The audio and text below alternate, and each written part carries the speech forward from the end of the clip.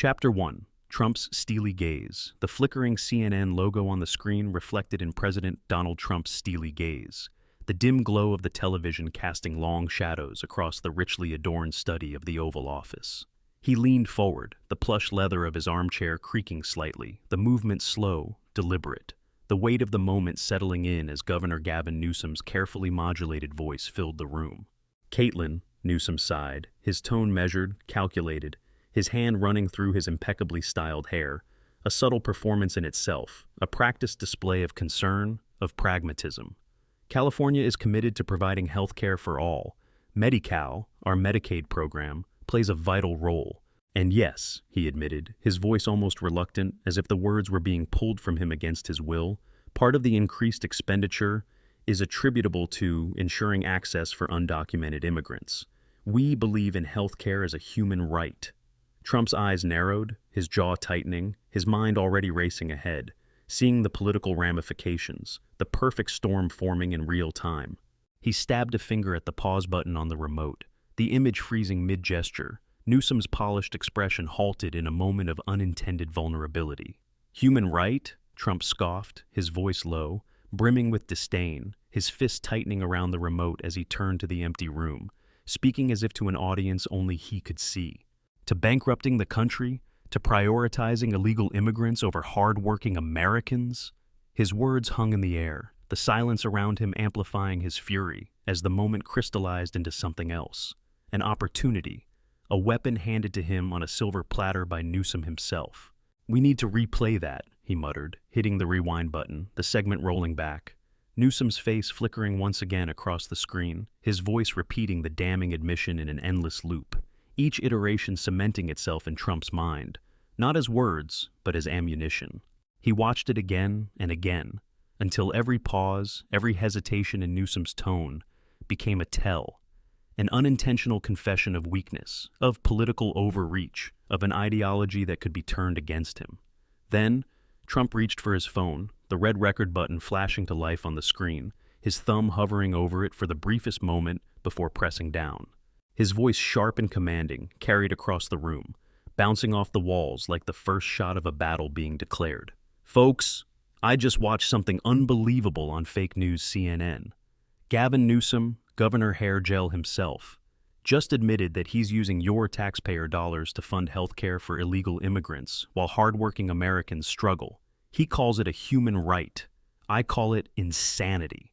This is what the radical left wants. Open borders, endless handouts, and you footing the bill. But guess what?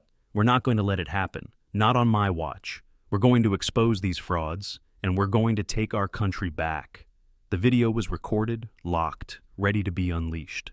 Trump smirked, already imagining the explosion of outrage, the reaction from his supporters, the tidal wave of pressure this would put on Newsom and the Democrats.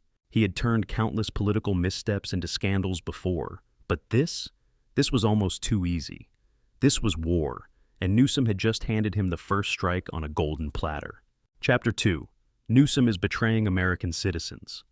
Americans, you just heard it. Gavin Newsom, the radical governor of California, just admitted on national television that your tax dollars are flooding Medi-Cal, giving free health care to illegal immigrants. This is a disgrace. This is an outrage. And frankly, this is treason. Trump's voice thundered through the Oval Office, the red recording button flashing as his words poured directly into the political bloodstream of the nation. He paused for effect, knowing that the next few words would set the tone for the battle to come, his voice rising in pitch, fueled by the fury and righteousness that had carried him through every fight before this one. Newsom is betraying American citizens. He is putting illegals before hardworking, tax-paying Americans. We will not stand for this. We will investigate. We will hold him accountable. And with a final motion, he slammed the phone down on the table, the wood reverberating under the force, the action deliberate, final, symbolic of the battle lines that had now been drawn. A satisfied smirk played on his lips as he watched the video upload, watched the view count climb in real time, watched the online firestorm ignite within seconds. This wasn't just a political statement. This was a declaration of war. Later that evening, the Oval Office buzzed with a different kind of energy, a controlled chaos, a war room gathering of Trump's most trusted advisors, each of them bringing their own arsenal to the fight ahead. Stephen Miller, his deputy chief of staff, stood ramrod straight, a thick dossier clutched in his hand, his expression unreadable but his eyes burning with conviction. This was his domain, his battlefield, the fight against unchecked immigration, the war against the progressive policies that sought to dismantle the sovereignty of the United States. Across from him, Pam Bondi, sharp and formidable as ever, Attorney General, sat cool and collected, her gaze shifting from face to face as she processed the next legal steps, already thinking 3 moves ahead, already preparing the lawsuits, the subpoenas, the pressure points that would make Newsom regret his words. Beside her, Newsom, the DHS secretary, her expression resolute, leaned in slightly, absorbing every detail. She had seen firsthand the consequences of open border policies, had toured the overwhelmed facilities, had spoken to the law enforcement officers stretched beyond their limits. This wasn't just a political issue. This was a national security crisis, a direct attack on American stability, and she was ready to do whatever it took to shut it down. At the far end of the table, Tom Homan, the border czar, the man who had spent years in the trenches battling the consequences of weak immigration enforcement, leaned forward, his gruff voice filling the room. "We have to hit them hard, Mr. President. Newsom's state is harboring criminals. They're funneling taxpayer dollars to people who have no right to be here. We can expose them, we can go after their funding, we can push legal challenges to block California's policies. But we have to act now." Trump nodded slowly, his fingers steepled, his mind already formulating the offensive strategy. "We don't wait. We go on the attack. Miller, I want a full-scale media offensive. Pam, I need the legal framework laid out by morning.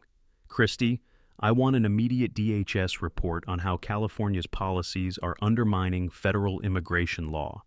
And Tom, I want to know exactly how many criminals Newsom is protecting. I want the names, I want the crimes, I want the receipts." The room was silent for a moment, the weight of the task sinking in, before each of them nodded, standing, ready to execute orders without hesitation. The fight was on. Chapter 3. Newsom just handed us a gift-wrapped indictment. "Gentlemen, Madam Secretary," Trump began, pacing before the fireplace, the recorded CNN clip playing softly on a nearby monitor. "Newsom just handed us a gift-wrapped indictment. Treason. That's what we're talking about. He is deliberately undermining the financial stability of a state, incentivizing illegal immigration, all in the name of some woke, open-border agenda. Miller, lay it out." Stephen Miller stepped forward, his eyes gleaming with ideological fire, his posture rigid with purpose. He had spent years crafting policies to curb illegal immigration, only to see progressive governors like Garvin Newsom turn sanctuary cities into de facto state policies, defying federal authority at every turn. If there was ever a moment to strike back, it was now. He cleared his throat, flipping through a meticulously prepared dossier. "Mr. President, we've been monitoring California's Medi-Cal spending for years. The surge in recent years is undeniable. Newsom's statement confirms what we suspected. This is not just mismanagement. It's a calculated policy of providing taxpayer-funded benefits to those who have no legal right to be here." He turned, pressing a button on the screen. A series of charts flashed onto the monitor, detailing the exponential growth in Medi-Cal spending, alongside the increasing number of undocumented immigrants in California. The trend was unmistakable. As border crossings surged, so too did California's healthcare expenditures, with billions of federal dollars funneled into programs that benefited non-citizens. Miller's voice took on a harder edge. "This violates federal law, it drains federal resources, and it demonstrably encourages further illegal immigration. Newsom is openly admitting that he is incentivizing criminal entry into this country by promising taxpayer-funded benefits to illegal immigrants. And let's be clear, this is part of a larger strategy. They know that once these people are here, it's nearly impossible to deport them. They integrate into the system, they get driver's licenses, they get state benefits, they become part of the political machine that keeps Democrats in power." Pam Bondi, sitting across the table, nodded, her sharp legal mind already dissecting the implications, her pen tapping against her notepad as she considered the next steps. "Treason is a high bar, Mr. President," she said carefully, meeting Trump's gaze. "Legally, it requires intent to betray the nation. However, aid and comfort to enemies is in the definition. We can argue that knowingly depleting state and federal resources, while incentivizing illegal entry, constitutes aid and comfort to those who disregard our laws and strain our system. And that, arguably, harms the nation. Trump grinned, his instincts telling him they were onto something powerful, something that could turn public opinion even further in his favor. Newsom thought he was making a principled stand, but in reality, he had just walked into a political ambush, handing Trump everything he needed to expose the radical left's agenda. "So, what do?" he asked, glancing between Miller, Bondi, Kristi Noem, and Tom Homan, each of them representing a key pillar of his strategy: policy, legal, enforcement, and messaging. "What's the move?" Homan, the tough-as-nails border czar, leaned forward, his hands clasped together, his expression unflinching. "We expose it. Publicly. We highlight every dollar wasted, every resource drained. We show the American people the direct connection between Newsom's policies and the crisis at the border. And we make it clear that this isn't just incompetence, it's intentional. He's deliberately undermining national security." Noem, the DHS secretary, nodded. "And we tie it to crime. We show the real-world consequences. Sanctuary policies don't just encourage illegal immigration, they harbor criminals. We bring in victim testimonies, families torn apart by violent crimes committed by people who shouldn't even be in this country. We make it impossible for anyone to argue that Newsom's policies are anything but dangerous." Trump clapped his hands together, a rare glimmer of excitement crossing his face. "Perfect. But we need more than just public outrage. We need action. Pam, what legal levers do we have? Can we actually push this forward as a federal case?" Bondi took a deep breath, already formulating the best angle. "There's precedent for federal intervention when a state's policies create a national security risk.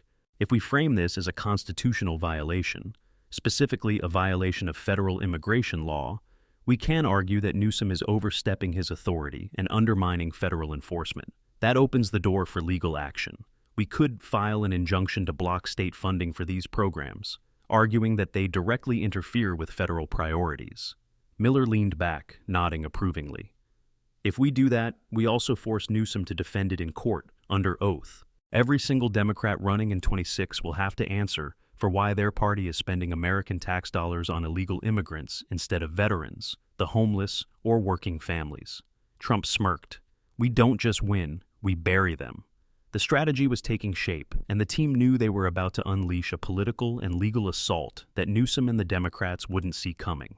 The narrative was shifting, and this wasn't just about California anymore. This was about exposing the entire Democratic playbook, about forcing them to defend the indefensible on a national stage. Trump stood, straightening his tie, his voice brimming with confidence. "We go full throttle. Kristi, I want a DHS report highlighting the impact of sanctuary policies on border security. Miller, you get the messaging out. Pam, draft the lawsuit. Tom, you work with ICE. Show the American people the criminals Newsom is protecting. We hit them from every angle." The team nodded, their expressions hardened with determination, each of them knowing that this was more than just a policy battle. It was a defining moment, one that would shape the course of the next election and beyond.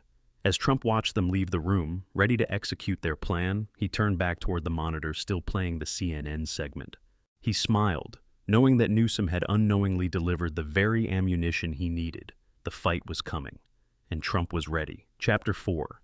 DHS data shows a direct correlation between California's policies and the influx Noem, pragmatic and focused, added. DHS data shows a direct correlation between California's policies and the influx of illegal crossings at the southern border. Newsom's actions are not just irresponsible, they are actively exacerbating the border crisis. We can demonstrate the national security implications, the strain on resources across the Southwest, the cost to every state. She pulled out a thick folder filled with reports, maps, and intelligence assessments from border enforcement agencies, each one reinforcing the undeniable reality that California had become a beacon for illegal immigration, a sanctuary not just for struggling migrants, but for dangerous criminals hiding under the guise of humanitarian policies. "Every state is paying the price for what Newsom is doing," she continued. "Hospitals are overwhelmed, law enforcement resources are stretched thin, and violent offenders are slipping through the cracks. This isn't just a California problem anymore. This is a national emergency." Homan, his voice gravelly with years of experience in law enforcement and border security, struck a more visceral note. Mr. President, this isn't just about numbers and charts. This is about American families struggling to afford health care while Newsom is handing it out to lawbreakers. This is about our borders being a joke. The American people are furious. They see this as a betrayal. He leaned forward, his calloused hands gripping the edge of the desk.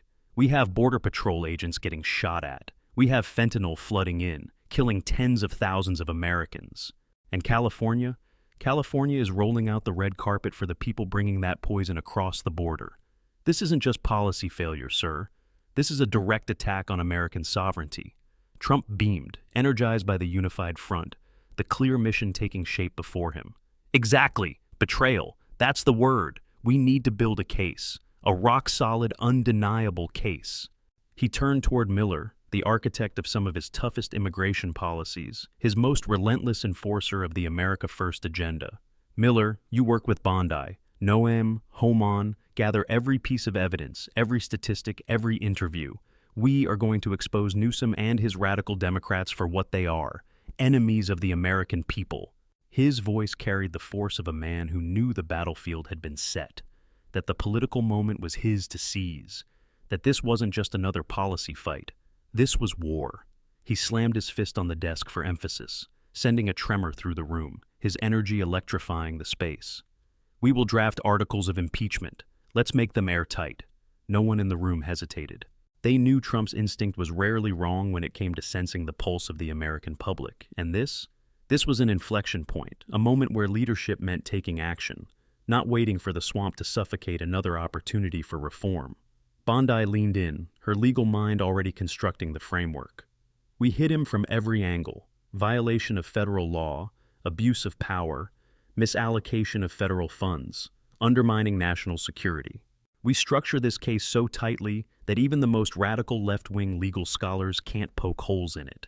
Miller, already flipping through files, smirked. We force them to defend the indefensible. We make every Democrat up for re-election answer for why their party prioritizes illegal immigrants over American citizens. We show the people what's at stake. Noam, always the strategist, added, and we prepare for their counterattacks. They'll scream authoritarian overreach. They'll claim this is political retaliation. We need to remind people this is about accountability. We are protecting the rule of law. Trump listened, nodding, his eyes gleaming with the thrill of the battle ahead. He could already see the headlines, the rallies, the chants of "Impeach Newsom" echoing in stadiums across the country. He had battled the establishment before, had taken on the deep state, had stood against a weaponized justice system, and he had won. Now, he was taking on the radical left's most brazen governor, and he was going to make sure that America saw the fight for exactly what it was: patriots versus traitors, law and order versus chaos, sovereignty versus surrender. This wasn't just about Gavin Newsom. This was about the soul of the nation, and Trump was ready for war. Chapter 5. Rumors of Trump's impeachment push against Newsom sent Democratic circles into a frenzy. News spread like wildfire through Washington. The rumors of Trump's impeachment push against Newsom, tearing through political circles like a storm gathering strength with every whispered leak, every panicked phone call, every hastily arranged war room strategy session.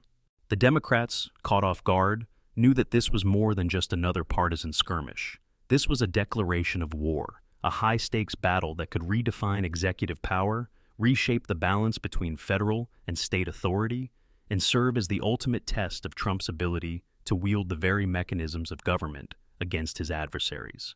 At the center of the Democratic counterattack was Representative Jamie Raskin, a constitutional scholar, a fierce critic of Trump, and a man who had built his reputation on defending the rule of law against what he saw as Trump's authoritarian tendencies. Raskin emerged as the Democrats' point man, stepping into the national spotlight with a firestorm of rhetoric and legal maneuvering, determined to frame Trump's impeachment effort as nothing more than a blatant abuse of power, a political vendetta disguised as governance. Standing before a packed press conference, his voice rang with indignant outrage, his brow furrowed, his hands gesturing emphatically as cameras flashed and microphones recorded his every word. "This is a politically motivated witch hunt, pure and simple," Raskin thundered, his voice echoing through the crowded room, his words slicing through the air with righteous fury. "President Trump is weaponizing the impeachment process to silence a political opponent and distract from his own failings. Governor Newsom's commitment to health care is admirable, compassionate, and entirely within his purview as governor. To twist this into treason is not only absurd, it's a dangerous attack on the principles of federalism and democratic governance. As the flashbulbs popped, as the media scrambled to broadcast his remarks, Raskin's words sank into the bloodstream of the Democratic establishment, rallying progressives and moderates alike, uniting them in a singular mission: to crush Trump's impeachment narrative before it gained unstoppable momentum. Behind the scenes, Raskin mobilized a team of lawyers and strategists, assembling a war room of constitutional experts, opposition researchers, and media operatives whose sole mission was to dismantle Trump's case piece by piece, expose its lack of legal basis, and paint it as a vindictive, authoritarian overreach. They began leaking documents to friendly journalists, ensuring that every news cycle was dominated by stories questioning the legitimacy of Trump's move. They highlighted past instances where Republican-led states had also provided some form of health care access to undocumented immigrants, albeit on a far more limited scale, attempting to blunt the force of Trump's attack by arguing that Newsom was simply acting within the spirit of existing policies, fulfilling a moral imperative rather than engaging in criminal misconduct. But in the West Wing, Trump's team was just as determined, just as relentless, just as willing to fight fire with fire.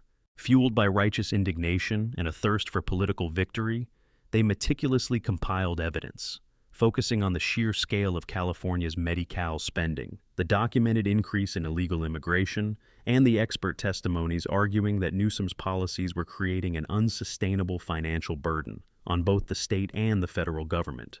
Stephen Miller, the architect of Trump's toughest immigration policies, was in his element, crafting a powerful narrative that framed Newsom's actions not as a matter of state sovereignty, but as a deliberate attempt to undermine American sovereignty and reward lawlessness. "This isn't about compassion, it's about control," Miller declared in internal meetings, his tone sharp, his words landing like a series of hammer blows.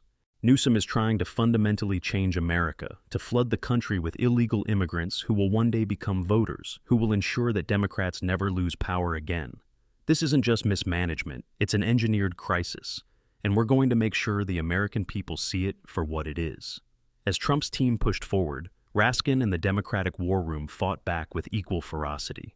They launched a media blitz, saturating the airwaves with sympathetic voices, emphasizing the humanitarian aspect of Newsom's policy, portraying Trump's impeachment effort as cruel, xenophobic, and an outright assault on basic human decency.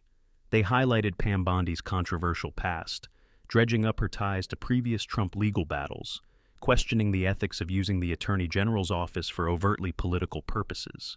They leaked internal White House memos, attempting to paint Miller as a radical ideologue, a man pushing Trump toward dangerous extremes.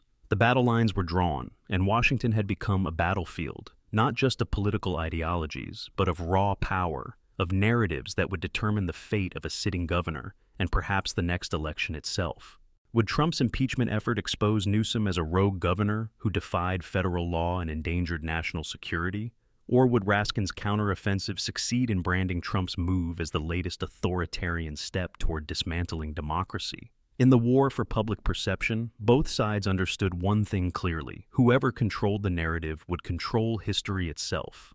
Chapter 6. Trump's allies in Congress began drafting articles of impeachment. Caitlin Collins, the CNN host who had inadvertently sparked the political firestorm, found herself in the eye of the hurricane, her once routine interview with Gavin Newsom, now the focal point of a national crisis. She was relentlessly pursued for interviews by both sides, each seeking to twist and reframe her original segment to fit their narrative. Trump's allies sought to amplify Newsom's damning admission, using her interview as the smoking gun that proved the California governor was prioritizing illegal immigrants over American citizens. Democrats, meanwhile, scrambled to contain the fallout, framing the interview as a distorted moment being exploited for political gain. Collins, a seasoned journalist, remained professional in public, but privately she felt a growing unease. She had covered heated political debates before, had moderated contentious discussions, but this was different. Her interview, intended to explore complex policy issues, had been weaponized into a political weapon of mass destruction, an instrument in a battle far beyond anything she had anticipated. Meanwhile, the fight escalated, reaching new and dangerous heights. Trump's allies in Congress, emboldened by the momentum of the controversy, began drafting articles of impeachment against Newsom, framing their case not just as a policy dispute, but as a constitutional crisis. The charges? Abuse of power and dereliction of duty. They argued that Newsom's policies actively endangered national security, violated federal immigration laws, and undermined his oath to uphold the Constitution. In their view, his expansion of Medi-Cal wasn't just mismanagement, it was a willful act of defiance against the rule of law, a direct encouragement of illegal immigration that put a financial and social strain on the entire country. House Republicans, eager to capitalize on the political firestorm, moved swiftly, rallying their caucus and scheduling high-profile hearings to expose the full extent of California's policies and their impact on federal governance. The Democratic response was immediate and furious. House Minority Leader Hakeem Jeffries stood before a sea of cameras, his voice sharp with indignation, denouncing the impeachment effort as a blatant political stunt, a desperate attempt by Trump to punish a Democratic governor for implementing policies within his rightful authority. "This is a baseless, politically motivated attack," he thundered, flanked by a row of Democratic lawmakers who nodded grimly in agreement. Governor Newsom's actions are in line with long-standing policies that states have the right to determine. This is not about governance. This is about revenge, and we will fight this every step of the way. Democrats threatened to censure any Republican who supported the impeachment effort, vowing to use every procedural tool at their disposal to block what they called a reckless abuse of power.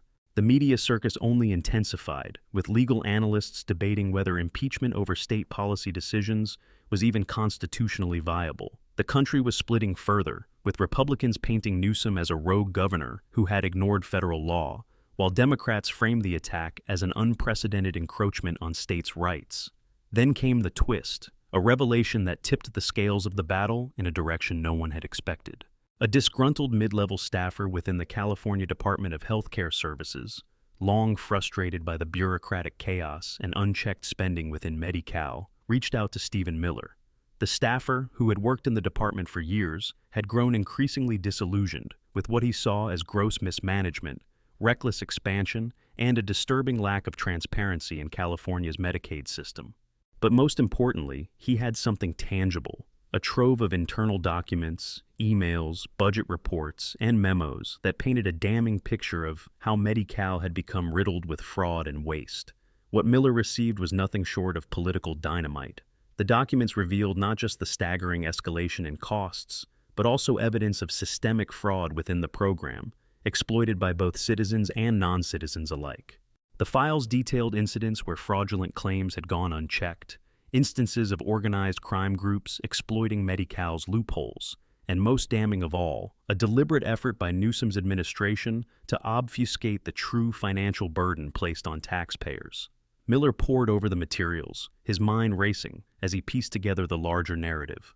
This wasn't just about Newsom expanding benefits, this was about a system spiraling out of control, manipulated to serve political goals, shielded from federal oversight, and deliberately hidden from the people footing the bill.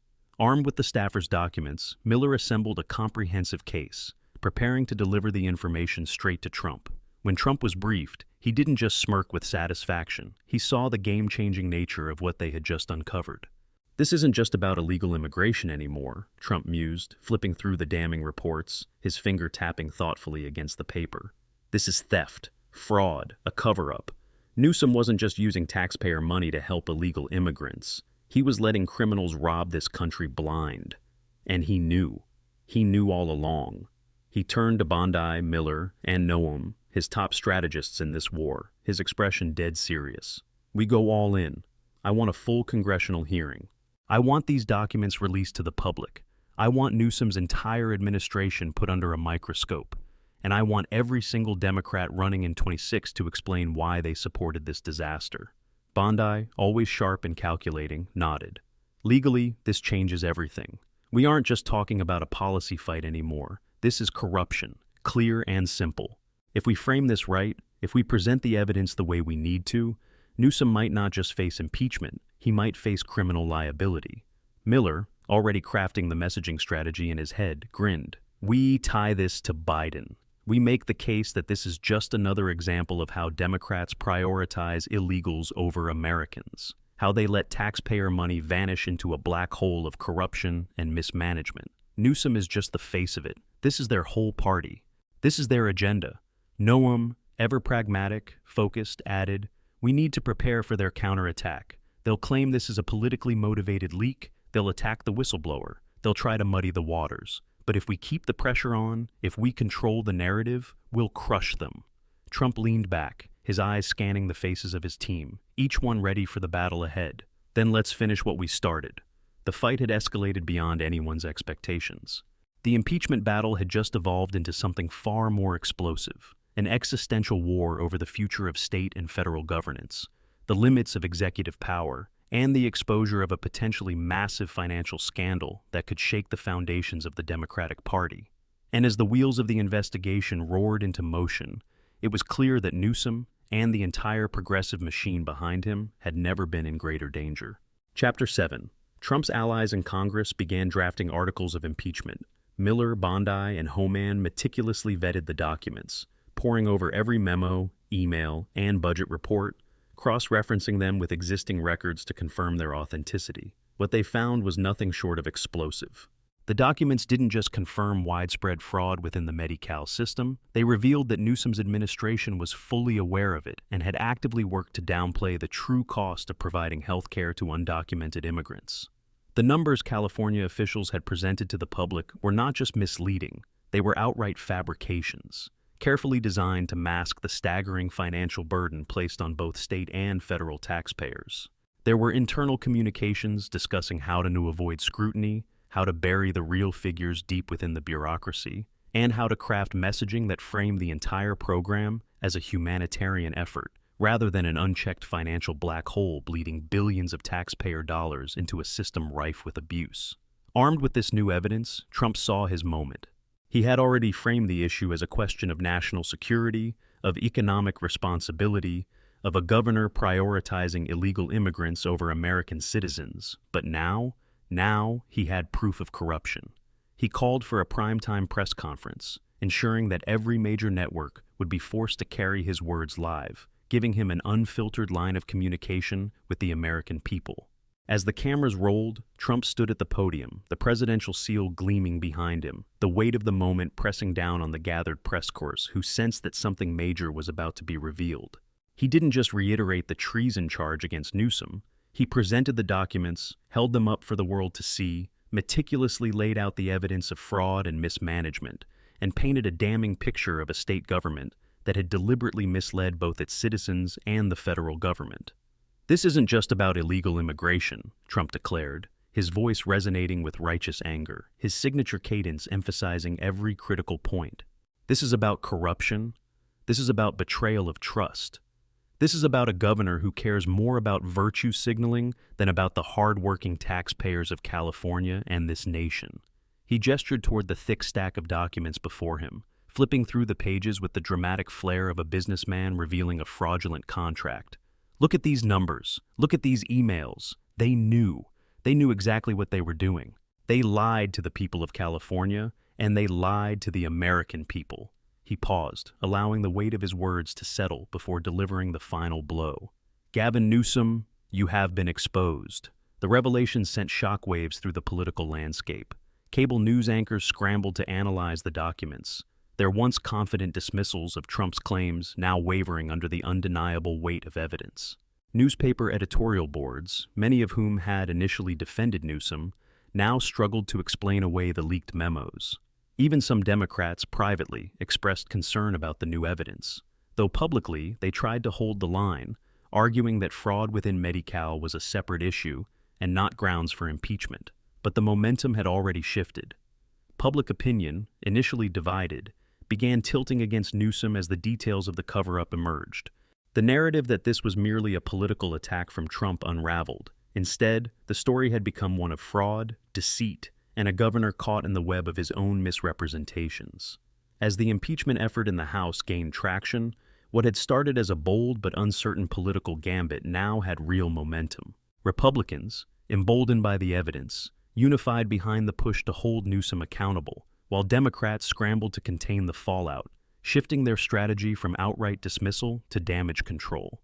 The Senate trial was contentious, bitter, a referendum not just on Newsom, but on the broader Democratic immigration and social welfare policies that had come under increasing scrutiny. In the end, Newsom was not ultimately convicted, the Democratic majority in the Senate managing to hold the line. But while he had survived the process, he had not emerged unscathed. His national reputation was in tatters, his aspirations for higher office, once seen as inevitable, now little more than a distant dream. Investigations were launched into Medi-Cal fraud, congressional hearings demanded accountability, and California's policies came under intense scrutiny, forcing the state to implement long-overdue reforms. And in the Oval Office, as Trump watched the news coverage of the fallout, he allowed himself a rare smile, the kind that came not just from personal victory, but from knowing he had outmaneuvered his political opponents once again. He had taken their supposed moral high ground and turned it into a weapon against them, forcing them to answer for their failures, their deceptions, their hypocrisy. He had weathered the storm, he had pushed back against the entrenched political establishment, and he had exposed what he saw as the deep-seated corruption within the Democratic Party's liberal agenda. This wasn't just another skirmish. This was a defining moment, a reminder that, in the game of power, Trump never played to lose. He had, in his own mind, defended the American people, taken on the corrupt elites, and emerged victorious once again.